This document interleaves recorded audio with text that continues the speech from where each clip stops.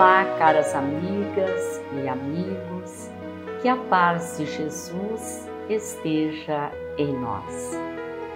Entre as leis morais que foram estabelecidas por Allan Kardec em O Livro dos Espíritos, hoje vamos enfatizar a lei do progresso. O dicionário define o progresso como conjunto das mudanças ocorridas no curso do tempo, ou evolução. A doutrina espírita acrescenta que o progresso é principalmente resultado do esforço individual. É o fruto do próprio trabalho. Quanto maior for o nosso empenho, melhores serão os resultados alcançados.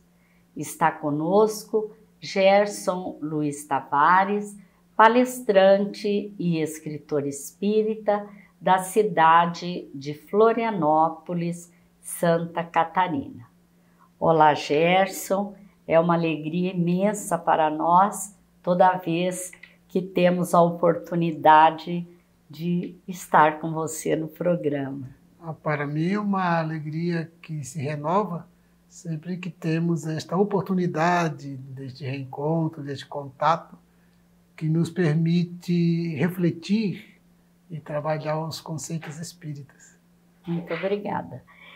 Como que nós podemos entender a lei do progresso na perspectiva espírita? A perspectiva espírita ela é excelente. Eu diria que não há um olhar e um posicionamento científico, filosófico e da tradição religiosa com a excelência da doutrina espírita quando se refere ao progresso. Porque todas as propostas reflexivas, sejam científicas, sejam filosóficas, e também as religiosas, quando trabalham a vida no mundo, sempre estabelece como um início, um desenvolvimento e um fim.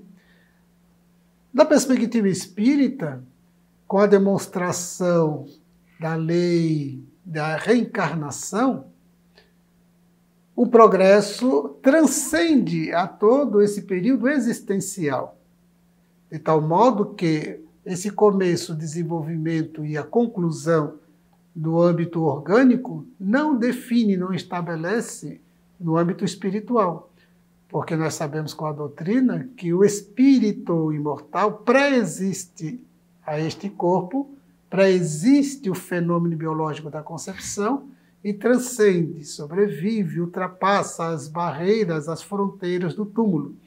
De tal modo que o progresso para o espiritismo é do espírito. E quando nós observamos o progresso na sucessão dos tempos, se a gente observar a história planetária, desde os primeiros passos hominais, desde os primeiros passos do homem nas savanas, habitando as cavernas, até hoje, a gente observa a espetacular as conquistas civilizatórias do progresso. Só que todo esse progresso transferido de uma geração para outra, ao longo de todos os évos, são os espíritos que vão e voltam, graças à reencarnação. Porque o progresso se estabelece no âmbito intelectual e moral. Considerando a abrangência do progresso, como você se referiu, o que caracteriza o progresso intelectual?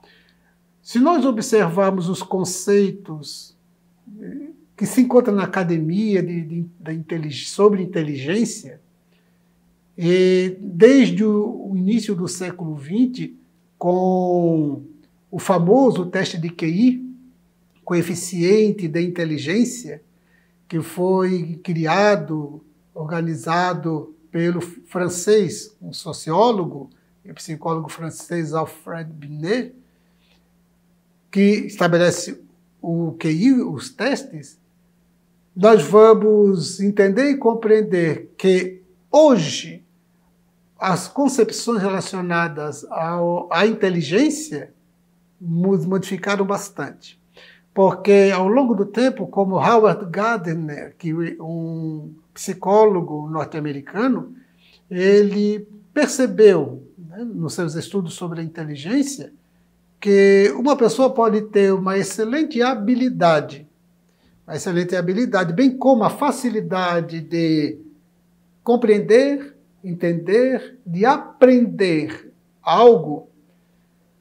Então ele tem uma habilidade para aquele setor.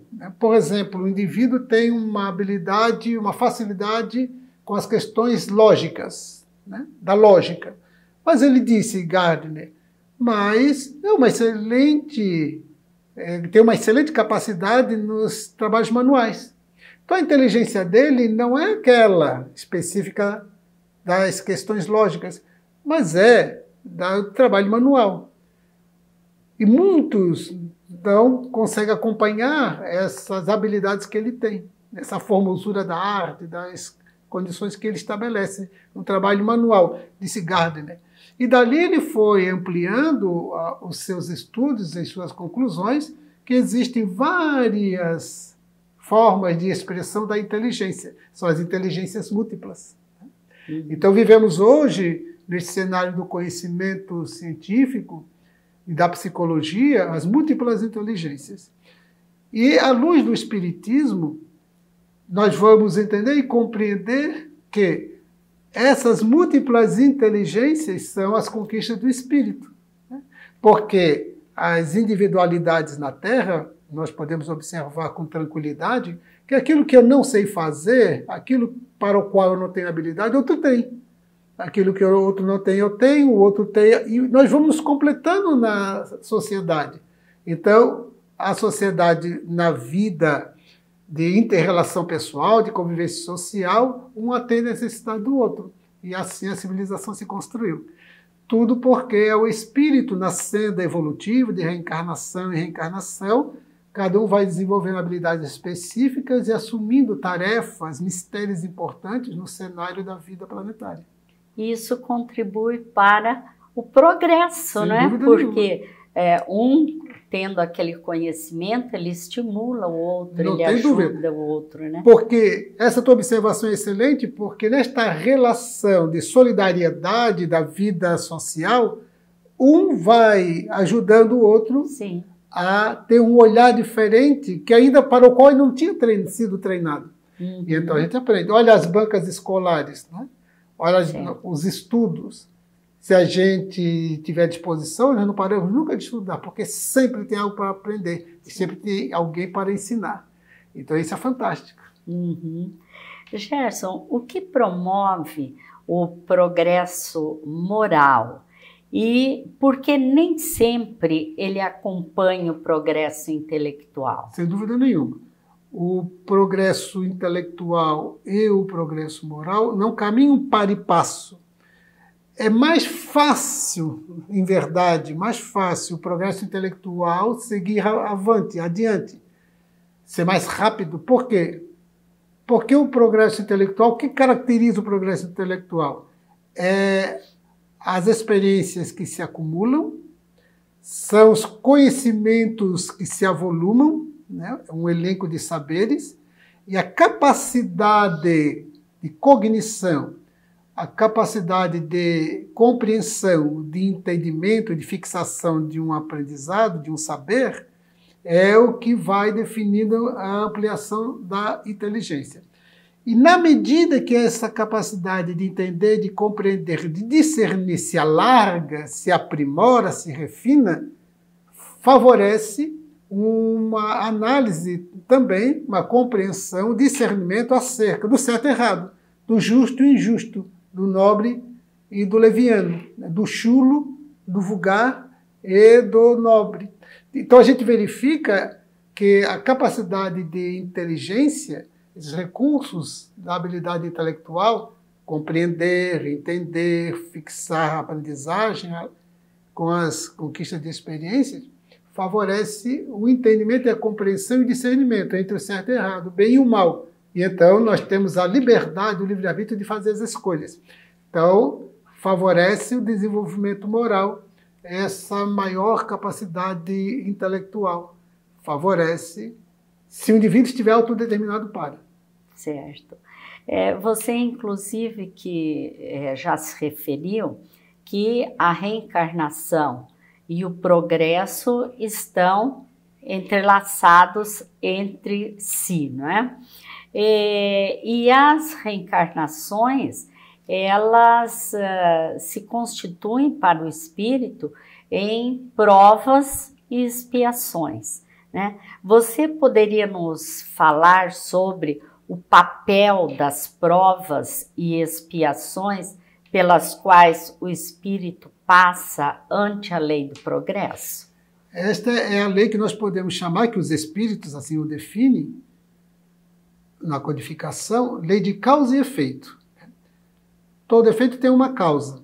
E no âmbito das nossas provações e das nossas expiações, na perspectiva espírita, aqui definindo rapidamente, que provações são todas as experiências que nos desafiam a treinar habilidades, a desenvolver possibilidades, a crescer. As provações miram o futuro, enquanto que as expiações é o que se fala muito no senso comum de pagar dívida. Isso. Né? Então está relacionado ao passado. É o nosso passado delituoso que repercute os seus efeitos na atualidade e nós precisamos dar conta. Como disse Jesus, pagaremos até o último ceitil. Quem semeia ventos colherá tempestades. Então, a expiação está relacionada ao passado e as provações com vistas ao futuro. Então, nessa dinâmica reencarnatória, nós estamos, sobre nós, debruçando o passado com os seus efeitos positivos e os negativos, e o futuro nos atraindo, nos desafiando a crescer, as provações. Então, dentro desta dinâmica de provações e expiações, o quanto que o espírito aprende. Porque no nível evolutivo ainda, que exige, que é o nosso caso ainda na Terra, no nosso mundo de provas e expiações, o nível evolutivo que exige ainda experimentar os efeitos infelizes dos nossos atos infelizes, porque a nossa infelicidade não é o que a gente está vivendo agora como resultado, mas foi o ato. Sim. Né? Então, essas ocorrências infelizes que nos machucam, que na verdade somos nós que queríamos para nós mesmos, no passado recente, passado distante, nos faz aprender. Allan Kardec chama de aguilhão. O aguilhão é um instrumento que aquele homem que trabalha para conduzir o gado, os animais, ele espeta o animal para fazer com que ele, sentindo aquela dorzinha, ele caminhe.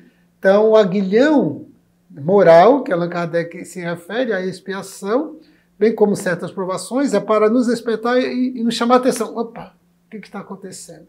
Então, nós buscamos respostas e, buscando as respostas, começamos a trabalhar filosoficamente por que a vida, por que isso? Quais as razões pelas quais eu padeço isso, sofro disto? E então, eu começo a questionar e saio em busca de. E as provações, a mesma coisa. Como elas nos desafiam, a gente busca as respostas. É quando, então, nós somos estimulados ao desenvolvimento da inteligência, porque para obter a resposta nós formulamos as questões e saímos ao encontro de. Então, em busca da orientação científica, filosófica, a religiosa, para que, então, nós alarguemos a capacidade de entendimento e de compreensão, o nosso elenco de saber, de tal modo que isso nos faz impulsionar na senda do progresso, desde que nos coloquemos dispostos a isso. Isso é sempre muito importante. A sua observação na introdução do programa, de que depende de nós, é fundamental, porque se nós quisermos deitar neste piso de sofrimento e ficar apenas lamentando, ficaremos, porque nós temos esse livre-arbítrio. E é muito importante essa consciência de que nós vamos construindo o nosso amanhã. Não tem nada escrito, nada pré-determinar. Lógico, existe o planejamento espiritual, né? Sim. Que seria outro tema para o programa. Mas nós vamos construindo o nosso amanhã pelas nossas atitudes, né? Existe alguma relação entre a inteligência e a prática do bem, Gerson?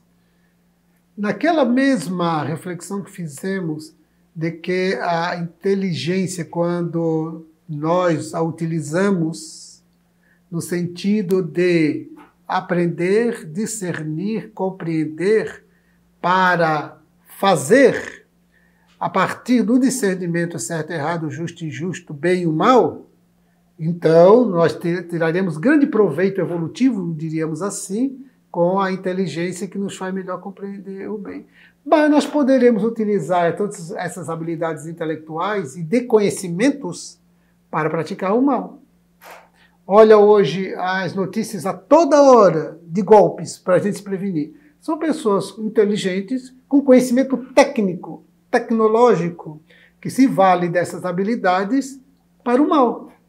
Então, olha, o livre-arbítrio que faz. Então, o indivíduo se valendo de certos recursos pessoais para tirar proveitos ilícitos, ilegais e imorais.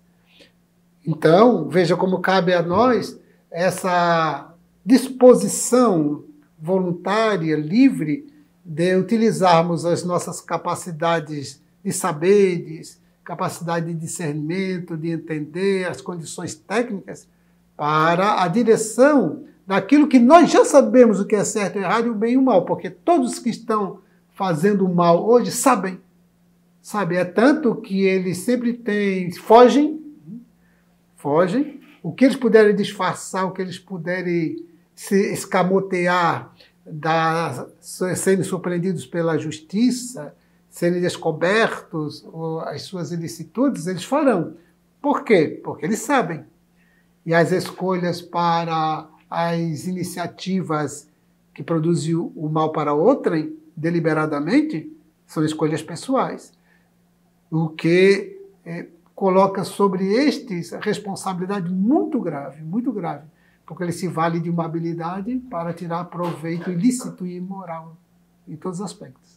Gerson, essa pergunta que eu vou lhe fazer, inclusive, está registrada em O Livro dos Espíritos, e eu acho muito importante, eu gostaria que você comentasse, qual é o maior obstáculo ao progresso e o que vai caracterizar o homem que atingiu um grau superior de progresso intelectual e moral? Qual será a sua característica?